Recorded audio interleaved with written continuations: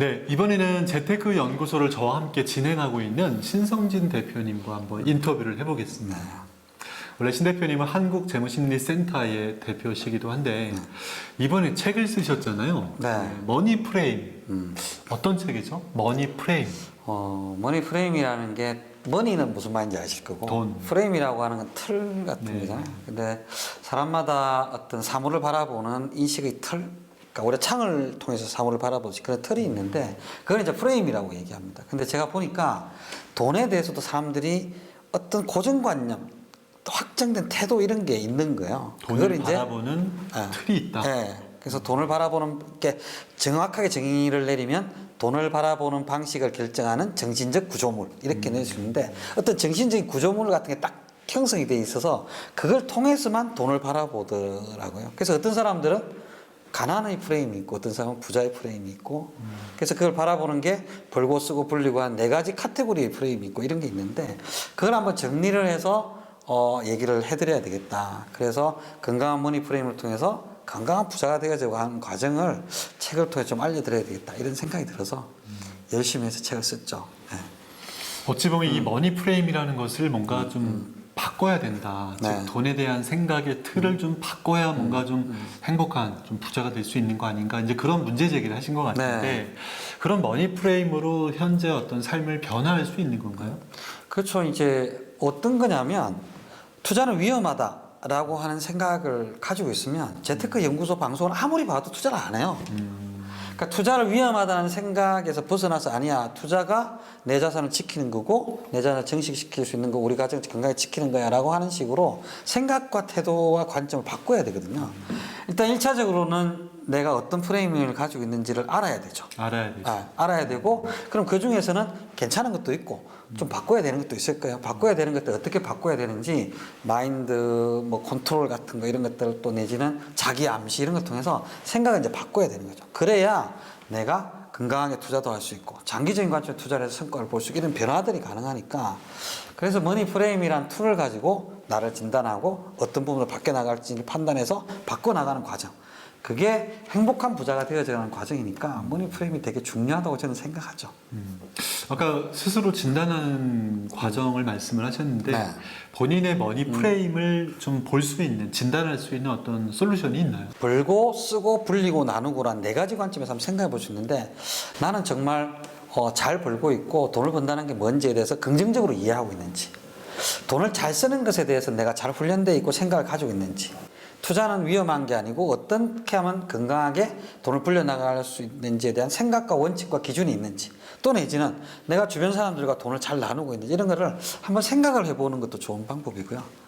그러면 그 머니 프레임에 아까 말씀했던 게 4가지인 것 같아요. 네. 돈을 벌기, 또 쓰기, 네. 불리기, 나누기. 네. 요 4가지. 근데 어찌 보면 뭐 돈과 관련된 4가지 행위라고 볼 수도 있는 거고 네. 그런데 그 4가지가 사람들의 머니 프레임을 즉 돈에 대한 생각의 틀을 점검할 수 있는 툴이라는 거죠. 나는 돈보다 사람이나 가치가 중요하다.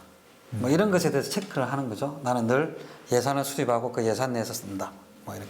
그 다음에 나는 투자는 위험하지만 반드시 해야 된다고 생각한다. 뭐 이런 문항들이 있는데 각각의 카테고리마다 그 문항을 보고 1점에서 5점까지 이제 체크를 하는 거죠. 자기가 동의하는 것들. 그거를 이렇게 좀 이 로직을 가지고 분석을 해서 하다 보면 어떤 분은 되게 사업가적 기질이 있고 어떤 분은 되게 똑순이 같은 기질이 있고요.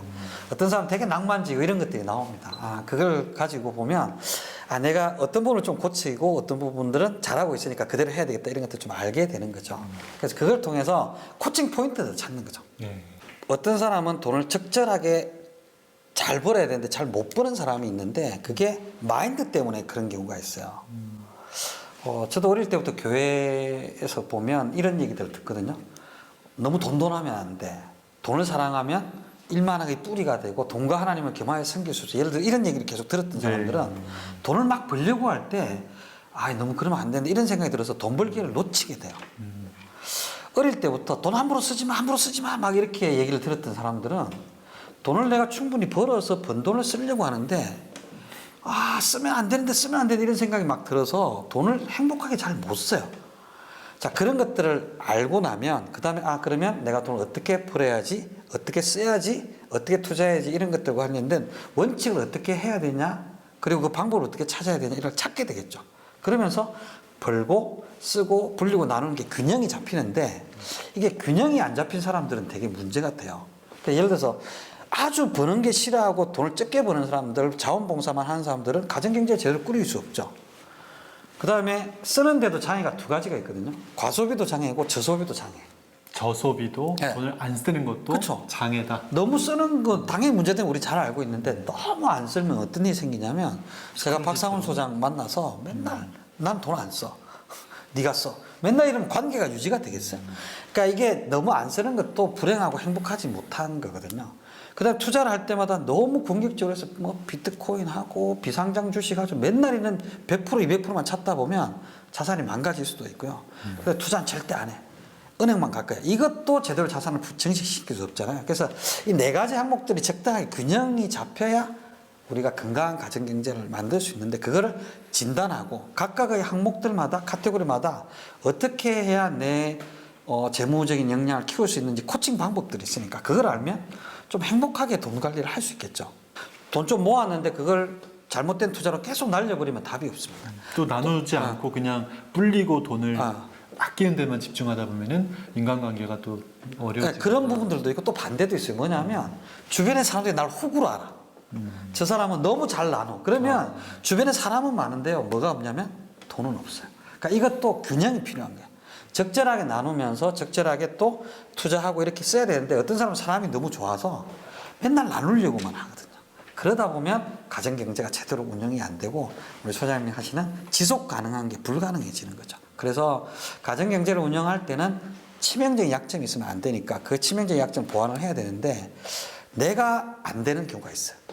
그러면 소장님 같이 상담하시는 분들하고 또 저같이 코칭하는 사람들하고 얘기해서 그런 부분들을 좀 맡겨서 도움을 받아서 치명적인 약점을 줄이는 게 되게 중요합니다. 그런 약점을 보완하면서 균형을 맞춰 나간다라면은 좀 건강한 머니 프레임, 돈을 바라보는 시선과 틀들이 만들어지면서 좀 건강한 부자가 될 수 있다라고 보시는 거군요. 이게 이제 제가 보는 관점에서 부자가 되는 건 이런 거예요. 돈을 많이 벌어서 부자가 되거나 너무 아껴서 부자가 되는 거나, 아니면 투자해서 대박이 나서 부자가 되는 게 아니고 500만 원 버는 가정이 아르바이트를 한다든지 부업을 한다든지 부부가 함께해서, 아니면 좀 더 노력을 해서 한 50만 원을 더 버는 거야. 그 다음에 열심히 해서 잘 관리를 해서 한 50만 원 정도 소비를 줄이는 거예요. 그러면 투자할 수 있는 여력이 100만 원이 더 늘어버리죠. 그런 상태에서 그 번 돈을 은행에서 2% 수익률이 아니라 한 6%에서 8% 정도 수익률로 얻으면, 그러면 장기적으로 부자가 되는 거죠. 그러니까 이렇게 되는 게 진짜 부자가 되는 안전한 방법이다라는 생각이 제 생각이고요. 그렇게 하는 방법들이 충분히 있더라. 그래서 지금 주식이 엄청나게 관심이 많은 그런 시대인데, 그렇게 하지 않고 되게 안전하게 포트폴리오 분산 투자를 통해서도 장기적으로 부자가 될 수 있으니까 그 틀을 하나씩 만들어가는 게 제가 이야기하는 머니 프레임을 통해서 자기 진단하고 재무역량을 키워나가는 것, 이런 관점에서 보실 수가 있을 것 같아요. 이 머니 프레임이라는 거는 본인이 살아오면서 또 체득을 하고 만들어가는 걸 수도 있잖아요. 네. 어찌 보면 부모님의 어떤 말과 행동에 따라서도 영향을 많이 받을 것 같아요. 많이 받죠. 그래서 부모님이 돈 하지 마 이런 부모님이랑 밑에서 자라온 사람이랑 돈이 참 중요하니까 돈을 잘 관리해야 하고 잘 다룰 줄 알아야 된다, 이렇게 얘기를 듣고 자라온 사람들은 되게 다르죠. 부모님의 영향을 많이 받기 때문에 우리가 받았던 부모님의 영향을 벗어나는 것도 중요하고, 그 다음에 우리 소장님이나 저 같은 사람이 자녀들한테 건강한 돈에 대한 생각과 태도를 가질 수 있도록, 머니 프레임을 가질 수 있도록 해주는 것도 엄청 중요한 거죠. 그러면 머니 프레임이라는 책을 쓰신 신 대표님에게 과연 돈은 뭘까요? 저는 뭐 저한테도 마찬가지고 돈이라는 거는 그 사람을 드러내는 거라고 생각하거든요. 드러내는 거. 제가 매번 제가 반복하는 얘기 중에 하나가 당신의 돈 이야기, 당신의 머니 스토리가 당신의 라이프 스토리다. 제가 이런 얘기를 하거든요. 어떤 마음으로 어떻게 벌었고, 그 돈을 어디다가 누구와 함께 썼고, 그 다음에 어떻게 투자를 해서 불렸고, 그 다음에 어떻게 나누고 사는지, 이게 바로 인생 스토리인데, 그런 멋진 인생 스토리를 살려면 좋은 머니 스토리를 가져야 되죠. 그래서 그 사람의 돈 이야기가 꼭 그 사람의 인생 이야기이기 때문에 돈이 그 사람을 드러내는 거다라고 저는 생각을 하고요. 그래서 저는 좋은 머니 스토리를 만들어서 제 인생 이야기가 멋지게 만들어졌으면 좋겠다. 항상 이런 생각을 하고 제가 강의할 때나 상담할 때도 그런 얘기를 합니다.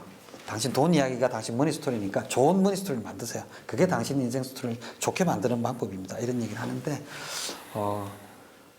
되게 멋진 이야기라고 저는 생각을 하는데 동의하실지 모르겠어요. 머니 스토리는 당신의 삶의 스토리. 네. 여기는 Your money 누구를- story is your life story. 제가 뭐 이렇게 얘기하죠. 누구를 만나고 돈을 어떻게 쓰고 어떻게 불려왔던 그런 삶의 돈에 대한 과정은 본인의 삶을 드러내는 인생 스토리가 스토리다. 되는 거다라고 보신 거고요. 책에 보면은 예산이라는 단어를 좀 대표님의 언어로 다시 좀 정의한 단어가 좀 기억에 남는 것 같은데 네. 머니 프레임이라는 책에서 예산에 대한 정의 한번 설명해 주시죠. 예산은 내가 살고 싶은 삶을 숫자로 드러낸 것이거든요. 뭐 정부나 기업이나 다 철학이 있고 그 철학에 따라서 예산을 수립하지 않습니까? 그것처럼 내가 살고 싶은 삶을 숫자로 기부를 하고 싶으면 기부 얼마. 그 다음에 내가 누구를 돕고 싶다라면 돕는 거 얼마, 내가 자기 개발을 어떻게 한 사람이다라고 하면 책값 얼마, 학원비 얼마 이런 것들이 들어가는 거죠. 그게 이제 예산이라고 생각하고 그 예산을 잘 수립해서 그대로 살아가면 멋진 인생을 사는 것 같아요.